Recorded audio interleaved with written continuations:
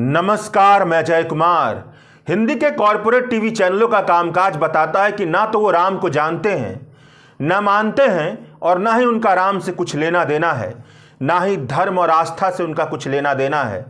मतलब आप ही सोचकर बताइए कि जिन टीवी चैनलों ने नफरत का कारोबार खुलेआम किया हो, क्या वह राम को जानते होंगे?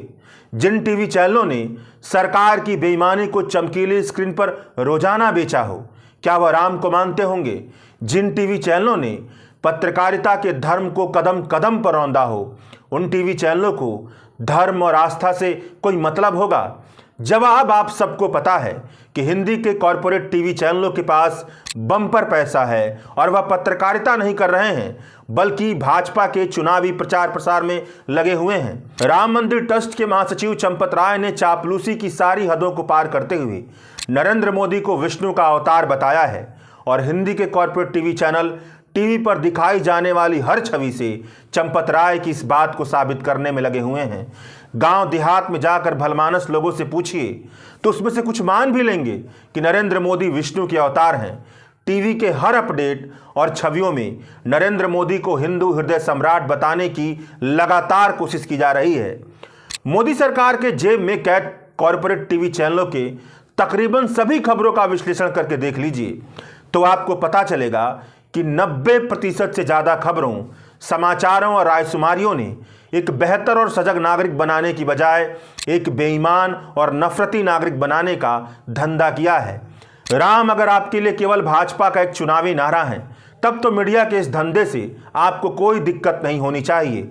मगर राम अगर आपके लिए आराध्य हैं, आपके जीवन चिंतन का केंद्र हैं, आपके जीवन सीख का केंद्र हैं, आपके भीतर इंसानियत भरते हैं, आपके भीतर मर्यादाओं की सीमाएं तय करते हैं, आपके भीतर नैतिकता भरते हैं, आपके भीतर करुणा, त्याग, प्रेम भरते हैं, सद्भाव भरते हैं, तब तो मीडिया पिछले महीने भर से राम का जिस तरीके से नाम ले रही है, उससे आपको बहुत ज़्यादा दिक्कत होनी चाहिए। जिस राम के बारे में लोक आस्था कहती है कि वह कणकण में बसे हैं, उसे अयोध्या के बाबरी मस्जिद में कैद करने का काम भाजपा की राजनीति ने किया है।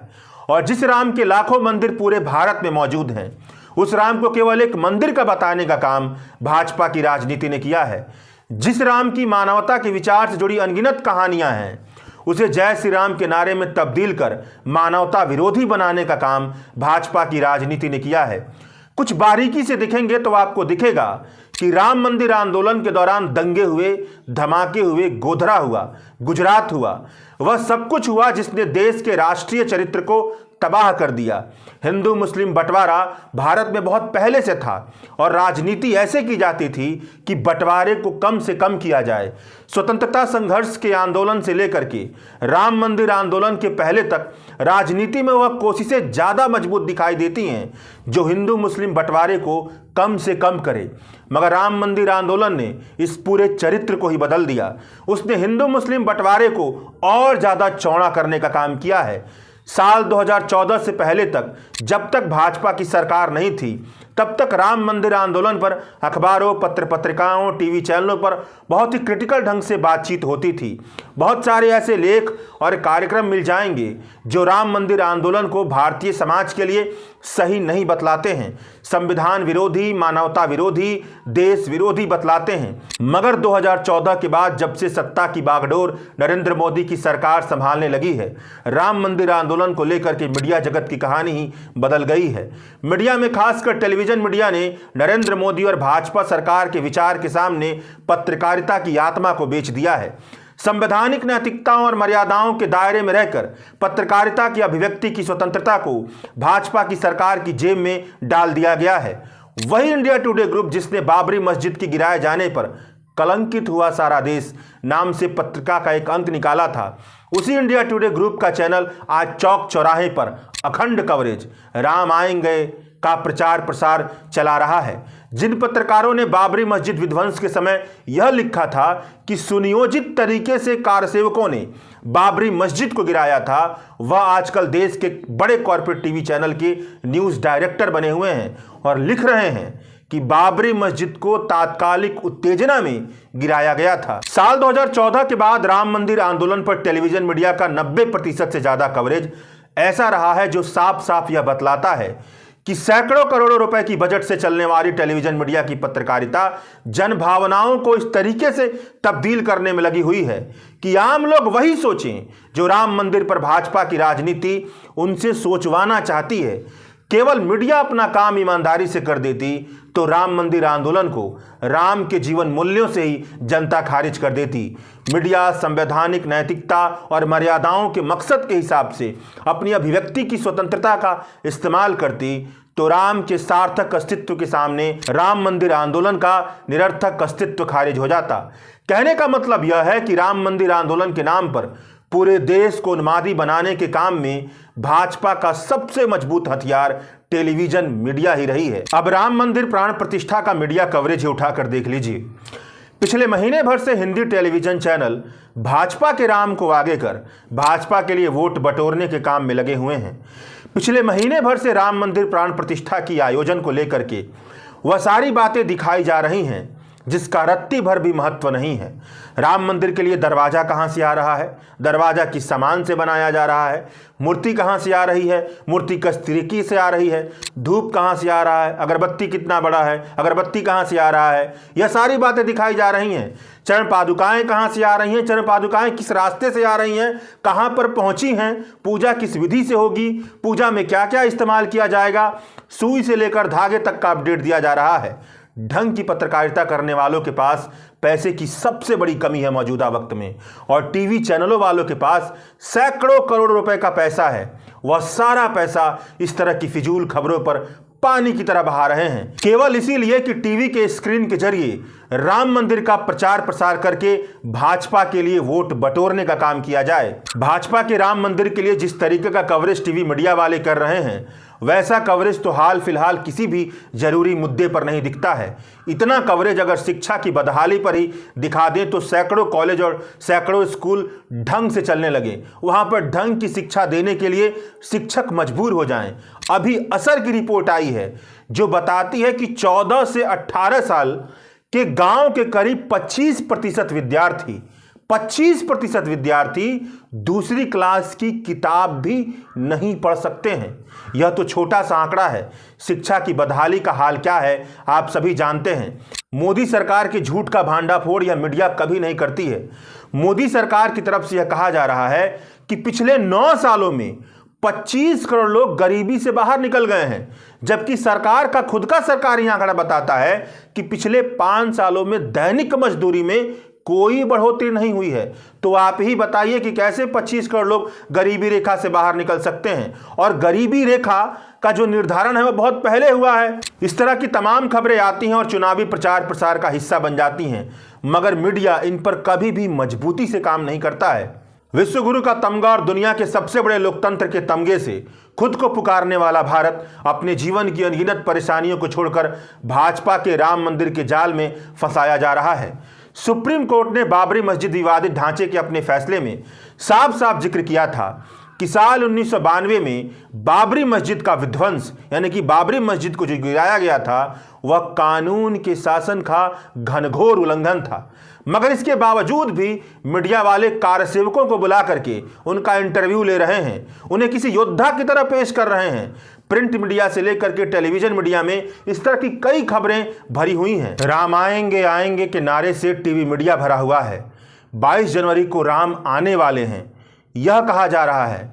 यूट्यूब और इंस्टाग्राम पर राम आएंगे आएंगे के तर्ज पर जितने गाने और रील बने हैं उतने शायद ही किसी और विषय पर बने हों। एक बार सर्च करके देखिए तो आपको दिखेगा कि पूरी की पूरी एक फैक्ट्री इन सभी कामों में लगी हुई है। मनोरंजन की दुनिया की अलग बात है, उसके अलग पैमाने होते हैं। उन पैमानों पर राम के नाम पर राम आएंगे आएंगे, युग राम राज का आया है, यह सब चलता है, कोई बात नहीं। मगर पत्रकारिता की दुनिया को इतनी इजाज़त नहीं है कि वह इस तरह की कुतार्किक बातें करें और कुतार्किक प्रोपेगेंडा चलाएं। मतलब अगर आप एक आस्थावान व्यक्ति हैं, राम के आदि से लेकर अनंत के अस्तित्व को मानते हैं, सर्वव्यापी अस्तित्व को मानते हैं, तो अगर आपसे कोई कहे कि 22 जनवरी को राम आने वाले हैं तो आप इसे कैसे देखेंगे? क्या इससे पहले राम इस दुनिया में नहीं थे? क्या राम इस बात से रूठ कर कहीं चले गए थे कि वह केवल बाबरी मस्जिद में बसते हैं और जब तक मस्जिद नहीं तोड़ी जाएगी और तोड़कर मंदिर नहीं बनाई जाएगी तब तक वह नहीं आएंगे? क्या राम का अस्तित्व केवल बाबरी मस्जिद की अस्तित्व में टिका हुआ है? अयोध्या के सैकड़ों मंदिरों का क्या? भारत के लाखों मंदिरों का क्या?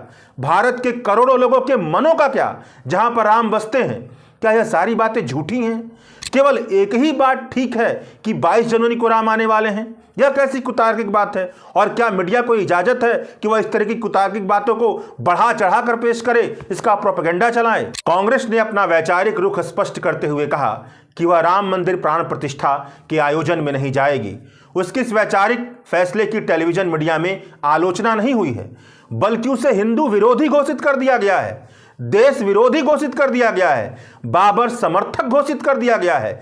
दुष्प्रचार का ऐसा तांडव रचा गया है कि जिसे अगर आपने गौर से देख, सुन और समझ लिया तो आप इसी निष्कर्ष पर पहुंचेंगे कि टेलीविजन मीडिया भाजपा की सबसे मजबूत चुनावी हथियार का काम कर रही है।